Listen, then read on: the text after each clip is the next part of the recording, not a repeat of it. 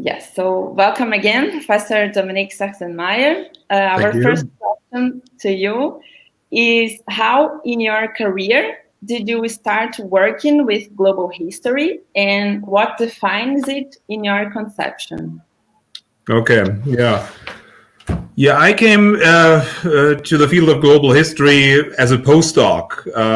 Previously, I did my PhD in Germany with a major in obviously in history, but history at that time, that was during the 1990s, was still largely tantamount with European history, and as it was taught in German history departments.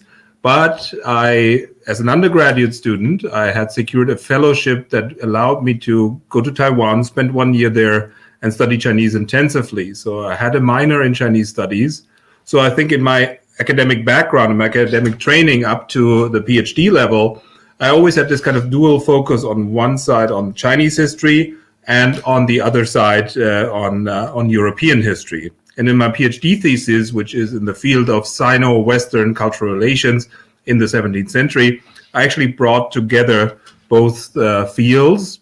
But I must say, at that time when I was writing my PhD thesis, which was then finished in 1999, I wasn't so much aware of global history as an academic discipline, as a realm of historiographical theory and intervention. That came later, when I then was a postdoc at Harvard University, and I started reading a lot about global history, and also encountered people like Bruce Maslish, who was at MIT at that time, Akira Irie, Charles Mayer, and some other people who at that time were starting to become interested in global history, and were trying to define the field, probably in a different way from how it is being defined today. But still, it intrigued me to look at history from a global perspective. And what I mean by if you ask me how to define the field of global history, I think, now I see global history not necessarily as global. I don't think that the majority of publications that can be somehow related to the field of global history are really global in scope, in the sense of trying to cover the entire world equally and unequivocally. I think a lot of global history is still rooted in archival source work, and it is still rooted and based on research with primary source materials. And of course, that is impossible to practice that on a global level in a global sense. So that's so how do I define global history is then much more as a historiographical intervention, which means that we try to, as global historians, I think what we try to do is to critically rethink this kind of regional division of labor that our field has grown accustomed to. The regional studies expertise, usually means that people who are trained in East Asian studies only or mainly interact with East Asianists, people in South Asian studies with South Asianists, and African scholars of experts in Africa, and so forth. You can add another cascade of examples, but the point is very clear. There has been traditionally rather little contact between different people in various regional studies. And I think to bridge this gap, for example, between South Asian history and East Asian history, or between Latin American history and in East Asian history, I think that's one of the big contributions that the field of global history can make and has already started to make. Perfect. Here we go. So for our second question, what are the possibilities for dialogue between the local and the global, the micro and the macro? Yeah, I think, that's something that has preoccupied my own work recently quite a bit. I'll come back to that in 1 second. But before that, I just want to share some kind of more general reflections on that topic, which is, I think it is always challenging to try to relate micro history the history of very, very local people, structures, events, or whatever it may be, to an outside context. But at the same time, of course, microhistory has to do that. This context can be national history. This context could be, trans-regional history, but it can also be global history. So in and of itself, methodologically speaking, I don't think there is a huge quantum leap from microhistory to in bridging the gap between microhistory and global history as compared to other spaces to which we can try to relate microhistory.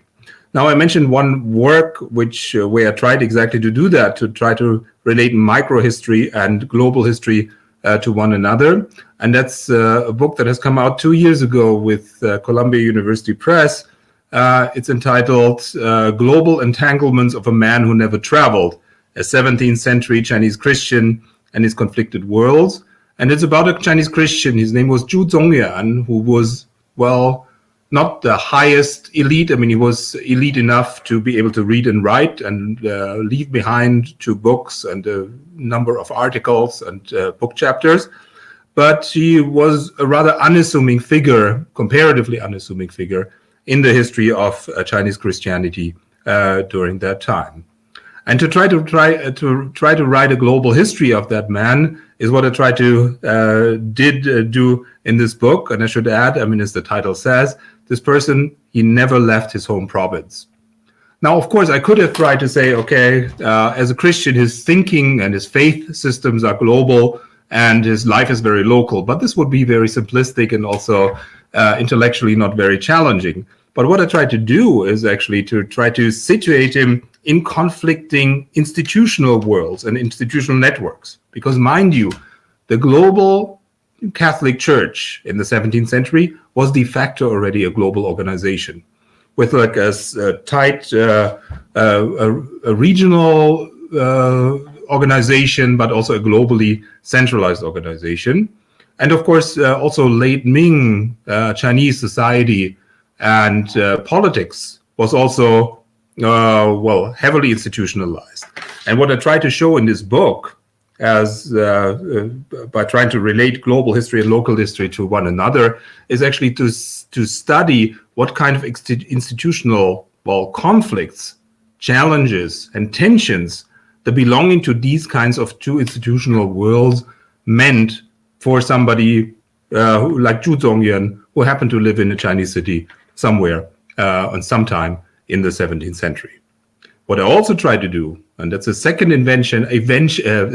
contribution that, trying to relate microhistory to global history, that's a second possible contribution, is I try to relate like the wider context of this field that we usually study people like Zhu Zongyan to other similar fields. What I mean by that is, I mean, of course, he falls squarely into the study of the history of Christianity in late Ming and Qing China, 17th and 18th century China.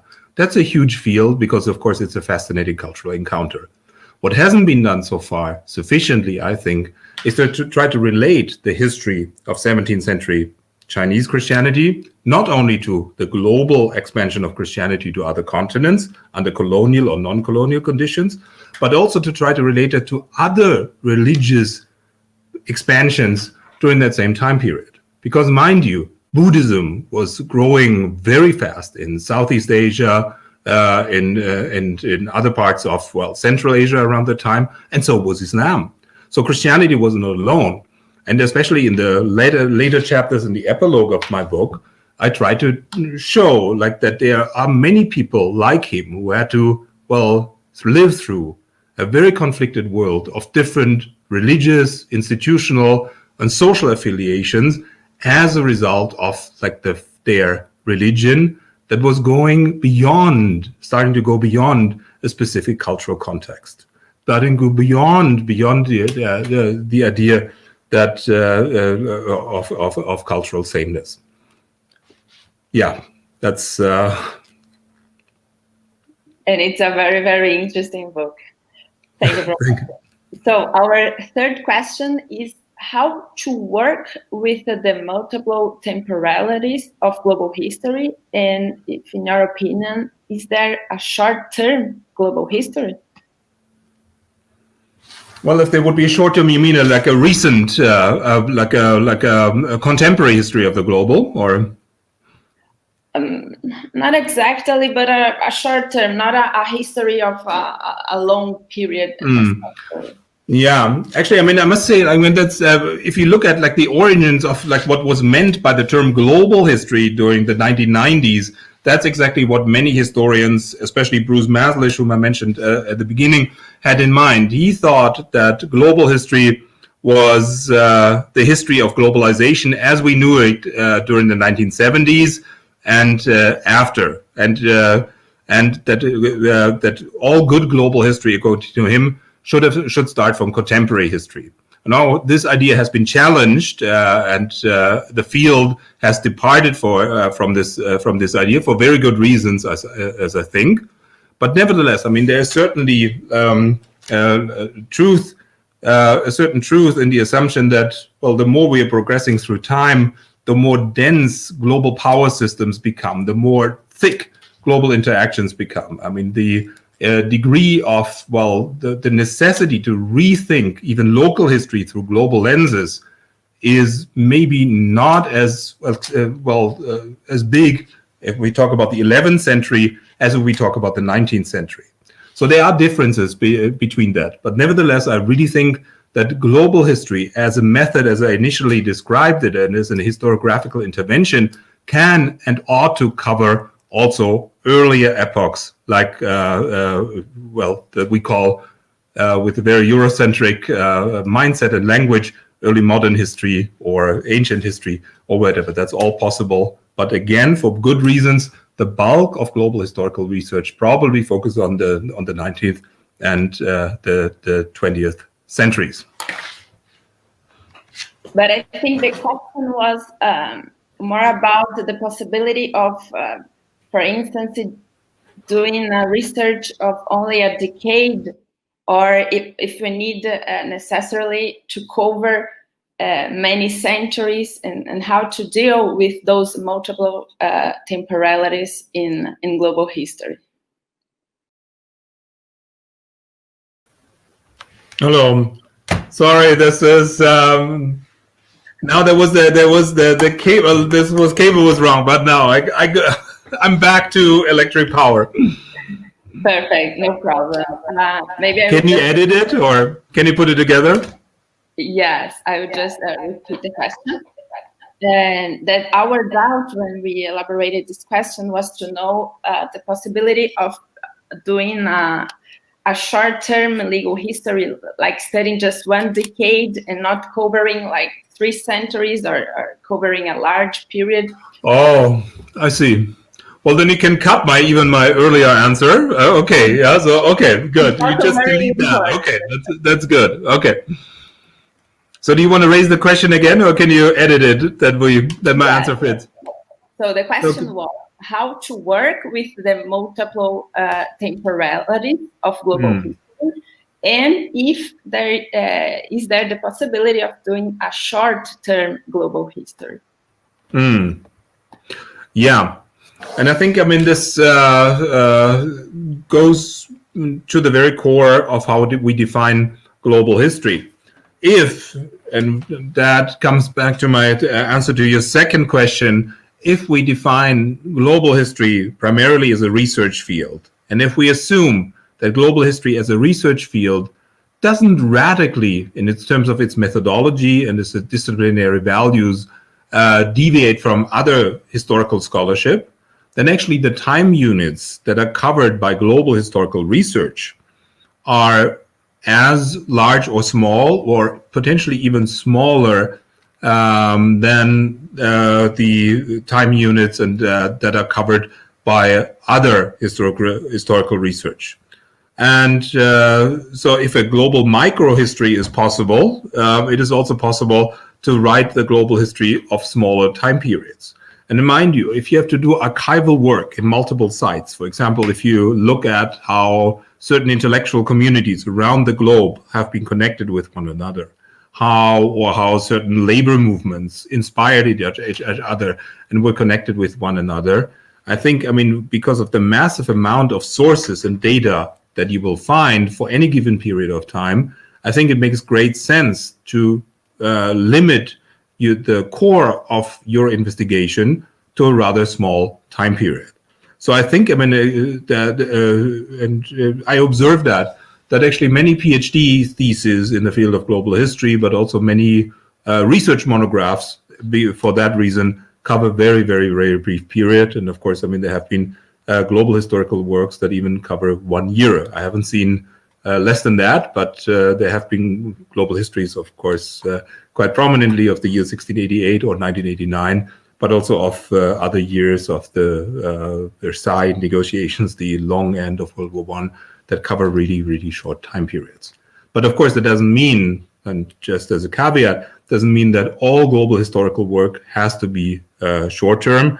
Of course, great works, synthesizing works, analytical works have been written and continue to be written that cover long time periods. But that again, to come back to this, to the initial point that I made in my answer to this very question, that is not too different, according to my opinion, from other branches of historiography. Just as in the field of national history or regional history, you have works that are trying to make bigger interventions and cover longer time periods with a certain analytical focus.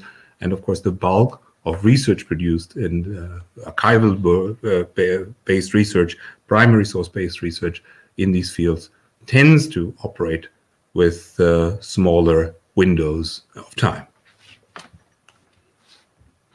Perfect. So we go to our fourth question. Does each type of research object have the potential to become a global history? Yeah, I think in principle that is the case. You can always, no matter what you write about, you can at least compare it to other parts of the world, to similar developments, or you can situate something in wider levels of entanglement that somehow, somewhere become global. So in principle, it is possible. If it always makes sense, if you ask me that, I would heavily doubt that. What we definitely can see is that in the major divisions of the field of historiography, we can see global history taking now a rather prominent position. Global history, there's now global economic history has become a very influential field, but also cultural history, global intellectual history has more recently joined something. There's global conceptual history, but even in the field of global social history, there's less work done in these fields. But even in fields like global, social history, we can also observe a growing prominence and a growing influence of global historical literature. So in principle, yes, but of course we should not assume that we, as global historians, we have to try to re-narrate the entire history of everything and anything. We can make our additions, we can make our contributions to a very large field and to a long epistemological and scholarly tradition. So we should be confident, but at the same time, we should not be overly ambitious. Perfect. So our last question, what are the main risks and challenges in global history, in your opinion? Yeah, there are many. I think most recently, if you look at some of the debates in surrounding the problems and challenges to global history, people have brought up the idea, firstly, of certain, focal points of our field. There has been talk about a mobility bias, that we only focus on mobile individuals, that we only focus on transnational structures, and that by implication, we lose the history of large parts of society, of large parts of the peasantry, for example, out of the picture. I think this can be mitigated, this can be corrected, and is already being corrected. I think more global historical literature tries to cover exactly this kind of more, well, sedentary people and structures of history, and that has something to do with the rise of global microhistory and so forth. That's one problem that I should not leave unmentioned. Another problem, which seems to, according to my opinion, to be under debated and also under theorized, is not so much what we as global historians think, but how as global historians we operate in our own professional worlds. I think a social history of historiography at large and of global history in particular remains to be written, and it remains to be theorized, and so does a cultural history of our field. What do I mean by that? I think we have quite a good grasp of well, the global history of historiography as a pre-academic field and as a modern university-based academic field. There have been many studies of that. But these studies have less focused on the unwritten rules of our field. For example, the question of who cites whom, and who can ignore whom, who can afford to ignore whom.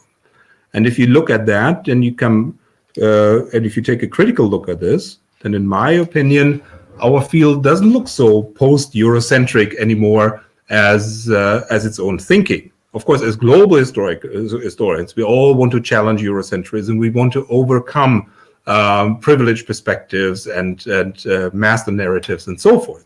That's for sure. But if you look at how, as professional historians, we interact, then you can see that there is not much difference between the early 20th century world and the early 21st century world. Nowadays, I mean, for example, there's a lot of research in the area that I cover, global historical research in Chinese, some of which is even available, quite a bit of which is quite available in English translation, but only a tiny fraction of this scholarship is even noted in the Western world or in Latin America or in India for that matter. But by comparison, of course, many people cite literature that is produced at Western European universities and North American universities. So, and what I mean with that, why is that a problem? I think there's a certain gap between these kinds of professional logics of our interaction as scholars.